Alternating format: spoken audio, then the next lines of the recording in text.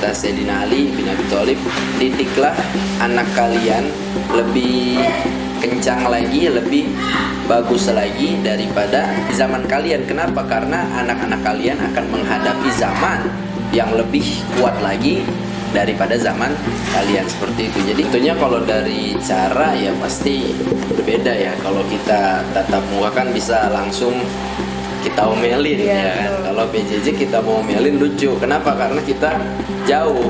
Kita omelin juga kita doang yang menguras tenaga gitu. Padahal anaknya ada di handphone, bukan langsung ya. Assalamualaikum warahmatullahi wabarakatuh. Alhamdulillahirrahmanirrahim. Kembali lagi ke acara kita, yaitu PISAT, program Inspirasi Satria. Dengan saya Amanda Puspita dan narasumber kita Bapak Hidayatullah. Dengan acara menyambutnya Sumpah Pemuda dan Hari Maulid Nabi. Dalam rangkaian kata kita dengarkan sambutan dari Bapak Hidayatullah. Baik, terima kasih. Assalamualaikum warahmatullahi wabarakatuh. Alhamdulillahilladzi arsala rasulahu bil huda wa dinil haq liyudhhirahu 'ala ad-dini kullihi walau karihal musyrikun. Asyhadu an la ilaha illallah wahdahu la syarikalah wa asyhadu anna Muhammadan 'abduhu wa rasuluhu la nabiyya ba'dah. Para pemirsa, para penonton daripada subscriber channel YouTube SMK Satria, yang pada hari ini kita kembali dalam program Inspirasi Satria, yaitu PISAT, yang dimana pada kesempatan kali ini kita akan mengulas sedikit tentang bagaimana pemuda di zaman Rasulullah SAW, lalu apa peran pemuda ketika di zaman milenial ini. Baik, para pemirsa sekalian, kita ketahui bahwasanya peran para pemuda baik di zaman Nabi SAW itu sangat betul-betul signifikan. Mengapa? Karena hampir semua daripada sahabat Nabi Muhammad yang ikut berjuang bersama Nabi Muhammad itu ternyata para pemuda. Ya, kalau kita mengacu daripada perkataan Kemenpora ya, bahwasanya pemuda itu adalah yang berusia di bawah 40 tahun. Ya, berarti para sahabat Nabi ini rata-rata semua masih pemuda semua, termasuk ya yang kita ketahui Sayyidina Abu Bakar Siddiq ketika masuk ke dalam Islam, beliau masih berumur 34 tahun ya. Artinya banyak dari kalangan pemuda yang memang di zaman Nabi itu berperan penting dalam membantu dakwah Nabi Muhammad SAW. Terlebih lagi ada cerita Ashabul Kahfi, di mana ketika itu para pemuda yang ditidurkan oleh Allah Subhanahu wa taala di dalam sebuah gua yang Allah abadikan di dalam Al-Qur'an, surah Al-Kahfi, innahum fidyatun amanu birabbihim wa zidnahum huda. Lalu banyak ya para pemuda peran-perannya, dan juga untuk pemuda-pemudi di zaman sekarang ini ya, tentunya kita harus betul-betul banyak mencontoh yang baik dari pemuda-pemuda terdahulu tentunya ya, karena muda ini masih punya potensi. Muda ini masih punya potensi yang sangat banyak ya. Jadi kita sebagai pemuda harus menjadi pemuda yang produktif dari segi yang positif tentunya ya, baik dari segi ilmu pengetahuan dan teknologi. Terlebih pemuda-pemuda di zaman sekarang ini memang harus betul-betul dibentengi dengan ilmu-ilmu agama. Untuk apa? Ya untuk membentengi diri mereka dan juga untuk menjaga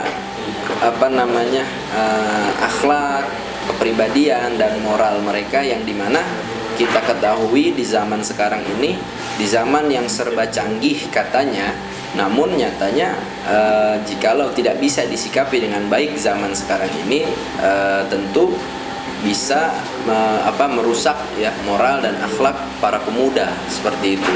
Jadi kalau kita balik kisah-kisah pemuda terdahulu, bisa kita ambil pelajaran untuk para pemuda di masa kini agar bisa mencontoh ya tentunya semangat dalam berjuang dan berdakwah serta mengikuti yaitu sunnah serta ajaran dan akhlak dari suri tauladan kita yaitu Nabi Muhammad Shallallahu Alaihi Wasallam. Bukan hanya itu saja, kita ketahui bagaimana peran pemuda di Indonesia ini dalam kemerdekaan, dalam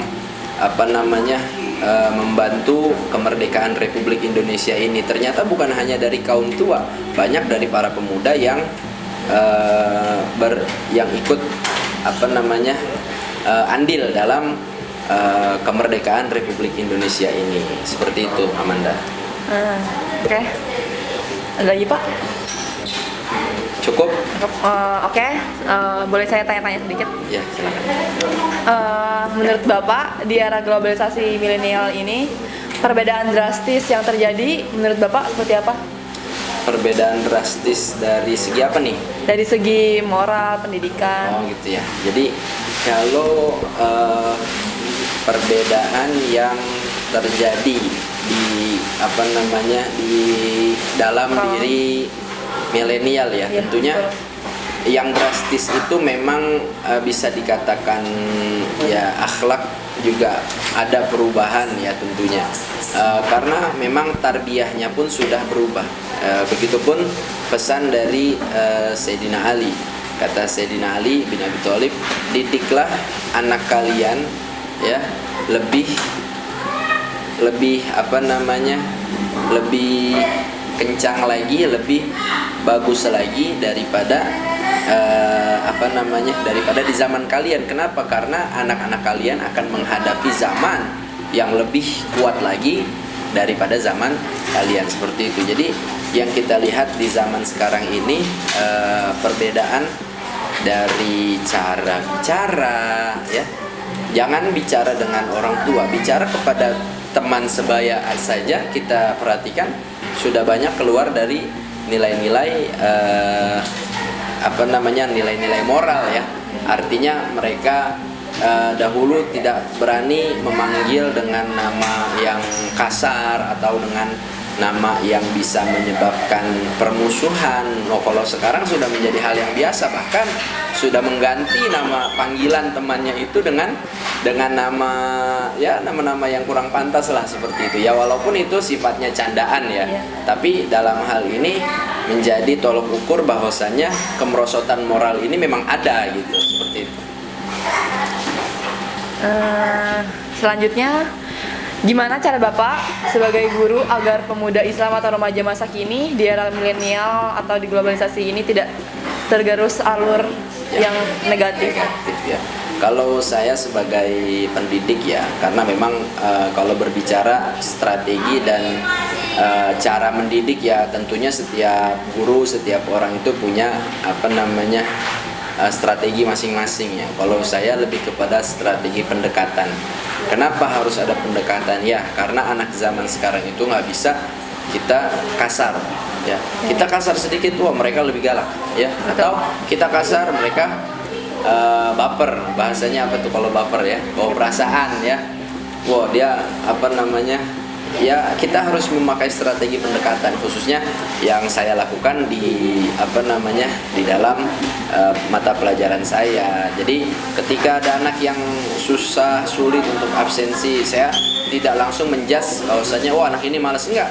Saya hubungi dulu, saya lakukan pendekatan, ada apa atau ada masalah atau ada kendala apa yang dia hadapi di dalam pelajaran ini, dalam sekolah ada apa gitu kan.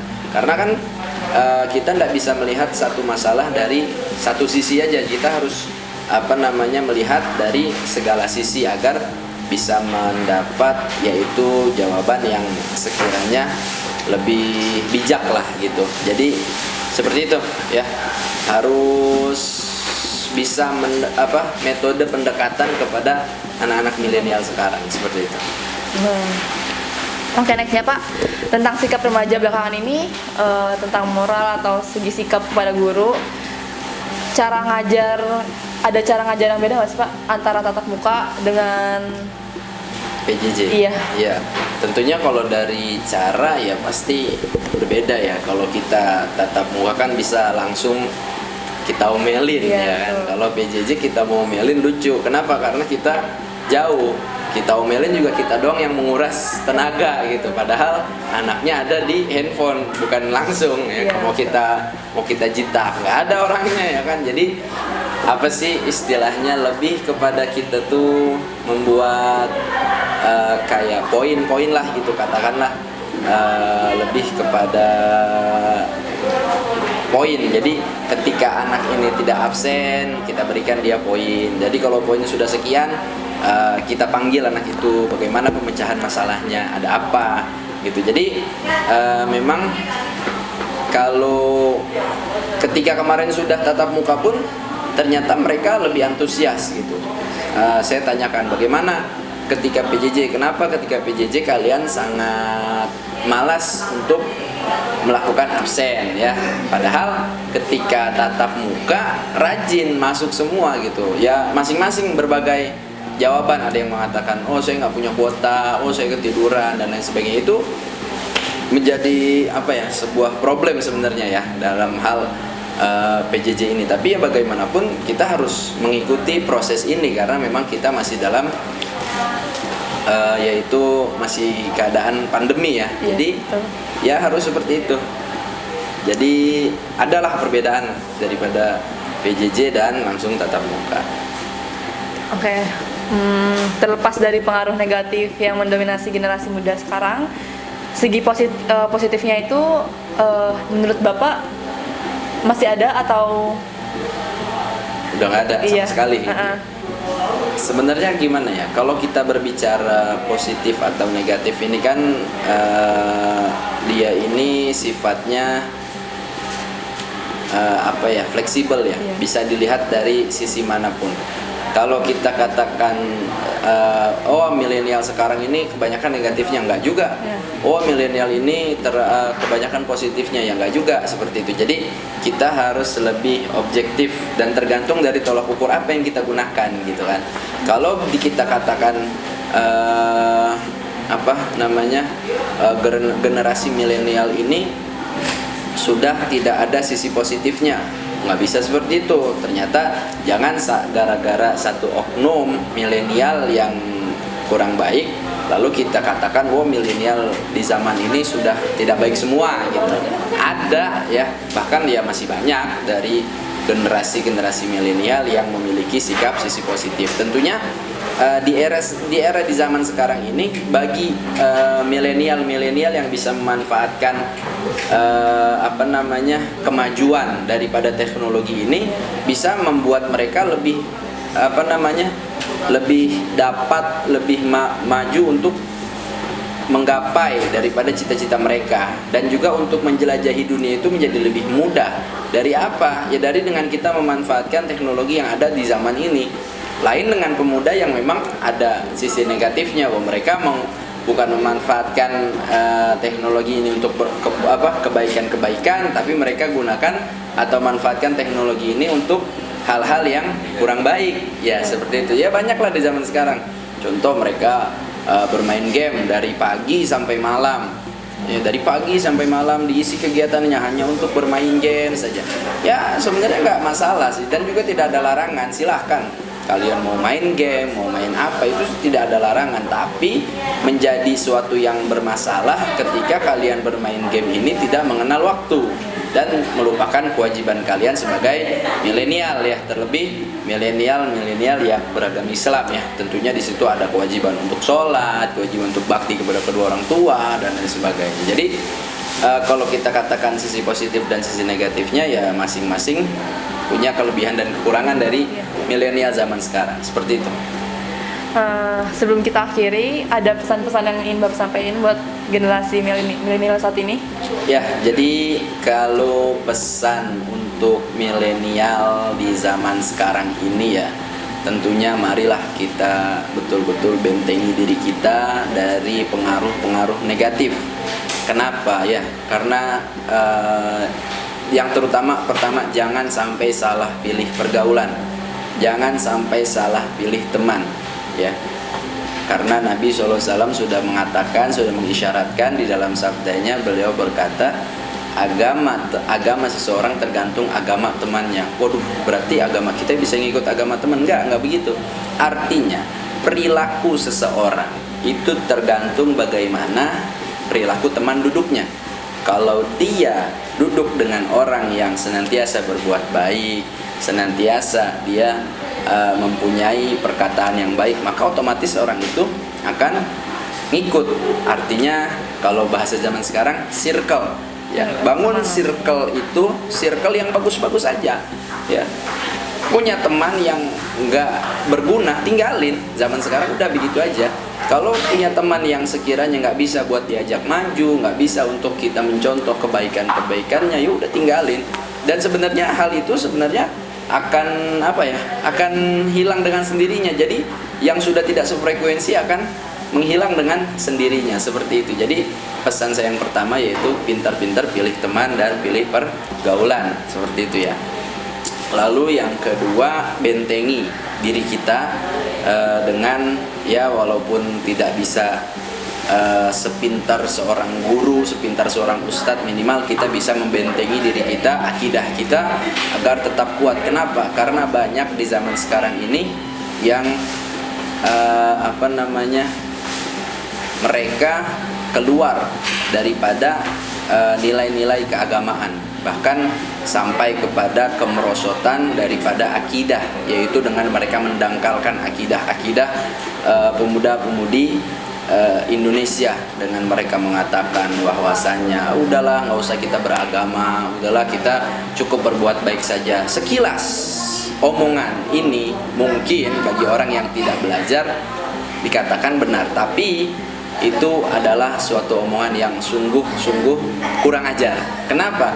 Karena dengan seperti itu menjadikan seseorang ini mereka tidak lagi berpegang teguh kepada agamanya, ya.